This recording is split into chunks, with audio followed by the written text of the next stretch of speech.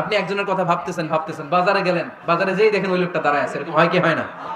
Coincident. ওমরে ফারুক মনে মনে যেটা ভাবতেছে ওই কথা দিয়ে বিশ্বনবী তেলাওয়াত করতেছে, আল্লাহু আকবার। বিশ্বনবী যে আয়াত তেলাওয়াত করছিলেন, আয়াতের অর্থ হলো এটা কোনো কবির বানানো কবিতা না, খুব অল্প সংখ্যক লোকই তোমরা ঈমান আনো। ওমরে ফারুক আটকে উঠলেন, থমকে দাঁড়ালেন। ঘটনা কি? আমি মনে মনে ভাবলাম, কি রে, এত সুন্দর কথা, এটা তো মানুষের কথা হতে পারে না, এটা নিশ্চয়ই কবিতা, কবির কথা।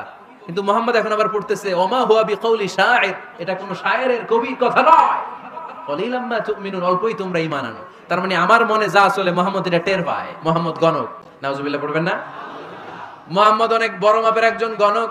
মানুষের হৃদয়ে কি চলে, মনে মনে কি ভাবে, মুহাম্মদ না দেখেও বলে দিতে পারে। ইন দা মিন টাইম বিশ্বনবী পরের আয়াতে পড়লেন, ওয়ালা বিকাউলি কাহিনিন কলিলাম মা তাযাক্কারুন। এই আয়াতের অর্থ হলো এটা কোনো গণকের বানানো গণনা নয়।